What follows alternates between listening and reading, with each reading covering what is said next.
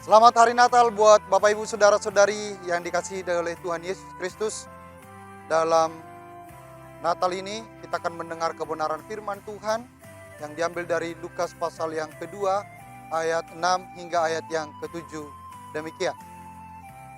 Ketika mereka di situ, tibalah waktunya bagi Maria untuk bersalin. Dan ia melahirkan seorang anak laki-laki, anaknya yang sulung. Lalu dibungkusnya dengan lampin dan dibaringkannya di dalam palungan, karena tidak ada tempat bagi mereka di rumah penginapan. Demikian. Peristiwa Natal sering kita hubungkan dengan istilah kesederhanaan. Memang betul, sebab kelahiran Yesus memang berada di tempat yang sangat sederhana. Ada dua kemungkinan kenapa Yesus lahir di kandang domba, bukan di penginapan, bukan di rumah atau di rumah sakit. Karena pada waktu itu kemungkinan pertama adalah ketika Kaisar Agustus menyuruh setiap orang-orang Israel untuk melakukan sensus, maka setiap orang kembali ke tempat asalnya untuk melakukan sensus. Maka hal itu juga yang mendorong Maria dan Yosef untuk kembali ke Bethlehem sebagai kota mereka. Tetapi ketika mereka berusaha untuk mencari penginapan, tidak ada tempat bagi mereka. Bisa saja memang penginapan penuh. Karena pada waktu itu orang-orang dari berbagai tempat, dari berbagai penjuru datang kembali ke Bethlehem.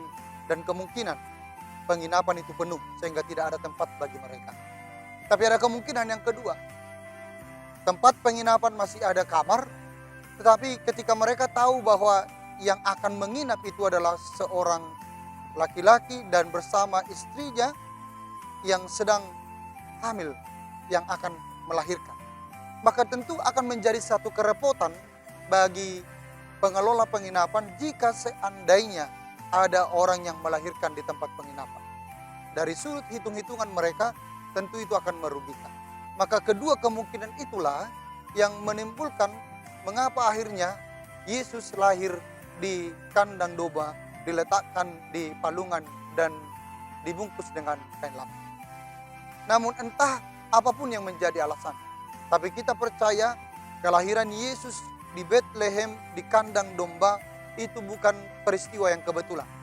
Tapi itu adalah rencana Tuhan sejak dari awal, sehingga ketika orang misalnya menganggap rendah orang lain, tetapi ketika Yesus memilih lahir di kandang domba itu artinya setiap orang memiliki kesempatan yang sama untuk menjadi bangkit.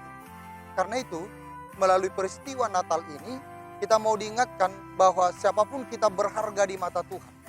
Entah bagaimanapun kehidupanmu hari ini, entah bagaimanapun dunia ini memanggil statusmu, tapi kelahiran Yesus mau menunjukkan kepada kita, setiap orang memiliki makna, memiliki nilai, sama seperti Yesus yang memilih lahir di kandang domba.